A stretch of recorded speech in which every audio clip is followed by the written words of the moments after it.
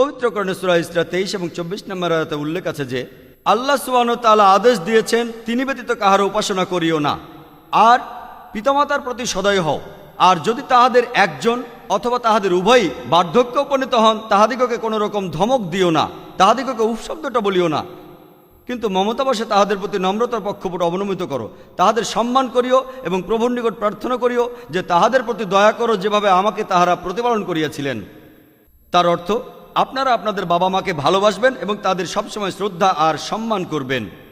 তবে পবিত্র কোরআনে এই কথা বলা আছে, সূরা লোকমানের 15 নম্বর আয়াতে উল্লেখ আছে যে পিতামাতাকে শ্রদ্ধা ও সম্মান করার পর কোরআন বলছে, কিন্তু যদি তাহারা পীড়াপিড়ি করে আমার সমকক্ষ দাঁড় করাইতে যে বিষয়ে তোমার কোনো জ্ঞান নাই, অর্থাৎ তোমার বাবা মা তোমাকে যদি অন্য ঈশ্বর মানতে বলেন সর্বশক্তিমান আল্লাহর পাশে, তুমি তাহাদের কথা মানিও না, তবে এই পৃথিবীতে তাহাদের সহিত বসবাস করো সৎভাবে এবং বিশুদ্ধ চিত্তে।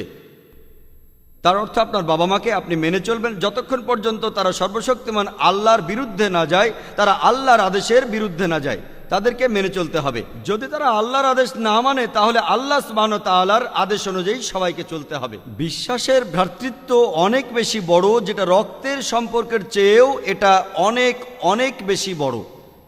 পবিত্র কোরআনে সূরা তাওবার 24 নম্বর আয়াতে উল্লেখ আছে যে কুল ইন কানা আবাউকুম যদি তোমাদের কাছে তোমাদের পিতা, ওয়া আবনাউকুম তোমাদের সন্তান, ওয়া ইখওয়ানুকুম তোমাদের ভ্রাতা, ওয়া আজওয়াজুকুম তোমাদের জীবনসঙ্গী, তোমাদের স্বামী বা স্ত্রী, ওয়া আশিরাতুকুম, তোমাদের স্বগোষ্ঠী। আল্লাহ প্রশ্ন করেছেন, কোন জিনিস তোমাদের অধিক প্রিয়? তোমাদের পিতা, তোমাদের সন্তান, তোমাদের ভাই, তোমাদের জীবনসঙ্গী, স্বামী অথবা স্ত্রী, অথবা তোমাদের আত্মীয় স্বজন, কোনটা তোমাদের বেশি প্রিয়?